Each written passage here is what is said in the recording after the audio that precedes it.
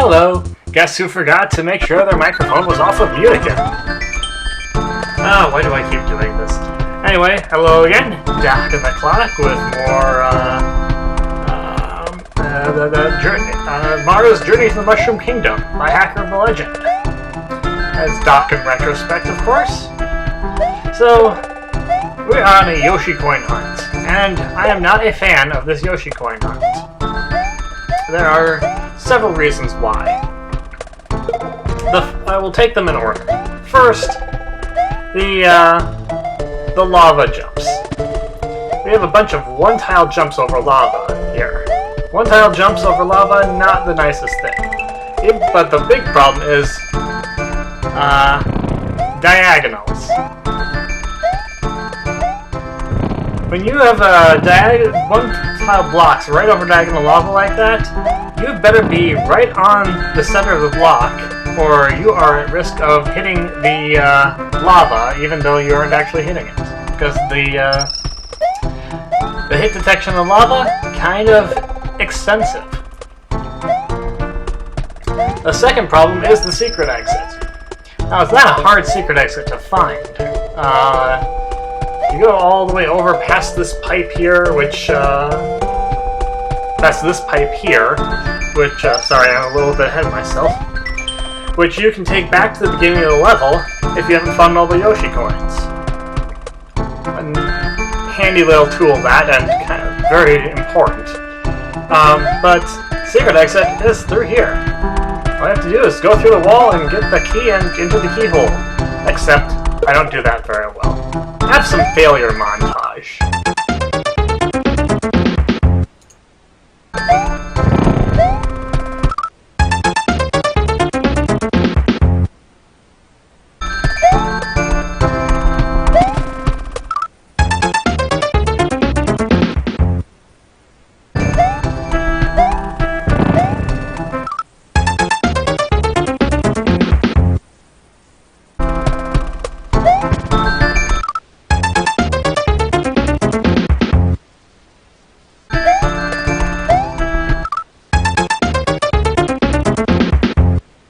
Alright, so eventually I do get that secret exit, fortunately. Which leads us to the leftward path to Nightime Antics, but we won't go there yet. We'll go back to the Yoshi Coin Hunt and show off exactly what the biggest issue is with this stage.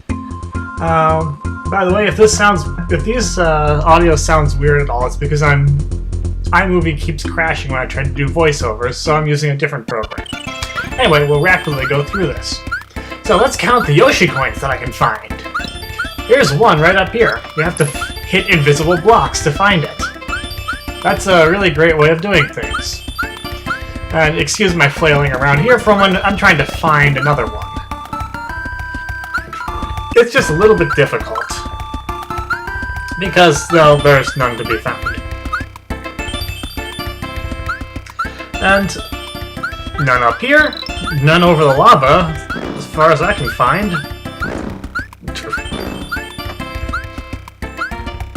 And none around here.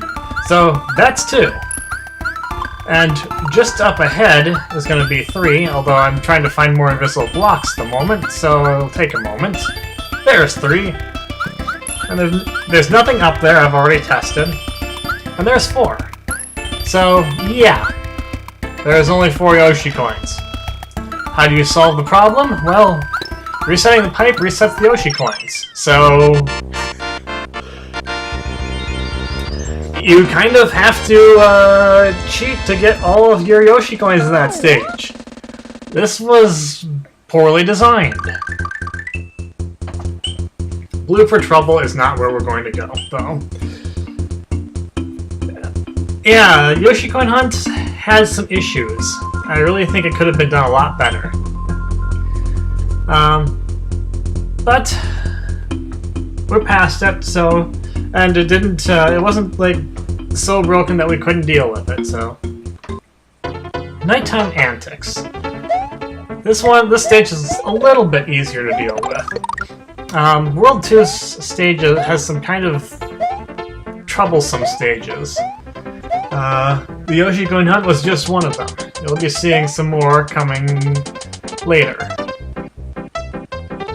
Nightime Antics, though, is more or less just your standard rail level. Not a whole lot to deal with, except my inability to make proper jumps. How could I possibly have done that? Anyway, back to that. Yeah, it's pretty standard rail platforming level with some other platforms thrown in for good measure. Although that does have a couple of additional things, like fence climbing. Completely unnecessary and pointless, but it's there, and it makes it differentiates it just a little bit from your typical rail level.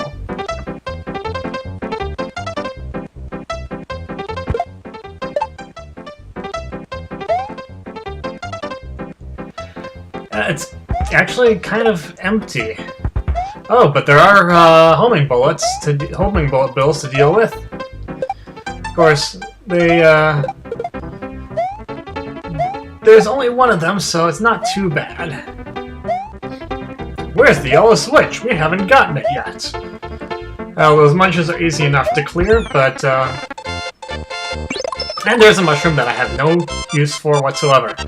I still have a hard time getting over the fact that there is no actual HUD in this game. It's so weird. With a name like Bramble Blast, you kind of know what you're going to get. That does not mean you're going to like it. Actually, as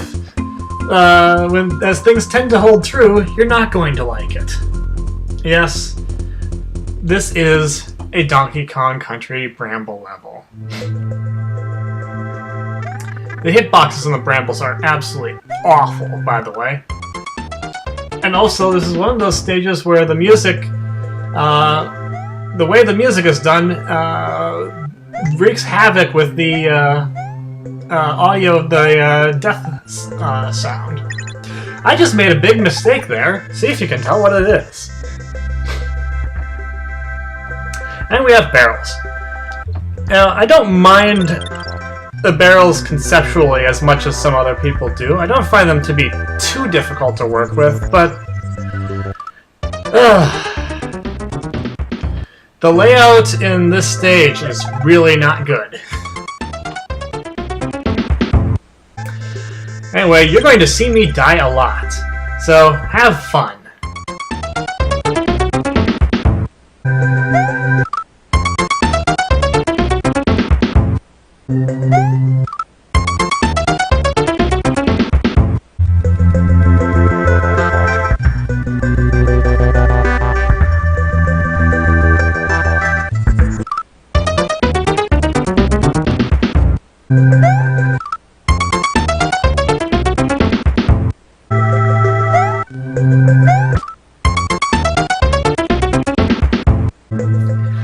Yeah, the stage design, not my favorite. One of the big things is it's really hard to get to the barrels without taking a hit. I did it here, but I don't do it very often. So, about this time I start to really realize that I need that P-switch to come with me. So, I carry it along with as I go. And kind of just don't bother with the midpoint because it's almost impossible to get. Unless you know exactly how to get it. And yeah, this is where you want to use the P-switch, but you don't want to hit that block, otherwise you're screwed over. Which I realize pretty quickly. And more deaths. This spot is the worst.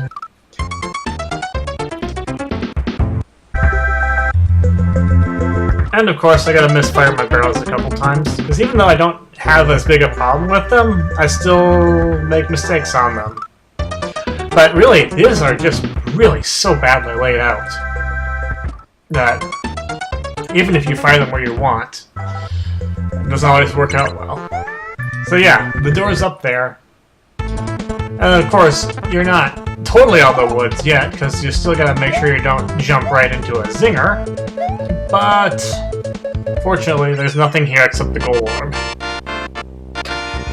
So you just gotta be, you have to kind of be really bad to hit the zinger.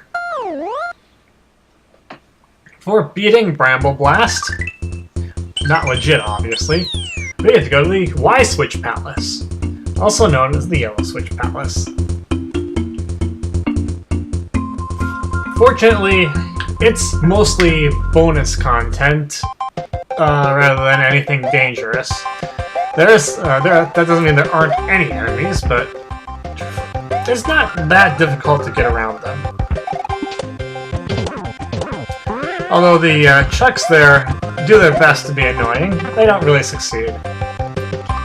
And I'm sure I had something clever to say about this Switch when I was recording it live, but I don't remember what it is, so I'm not going to bother. Anyway, that is all for me for now. Next video will also have post-commentary, but never fear, live commentary will return in this series.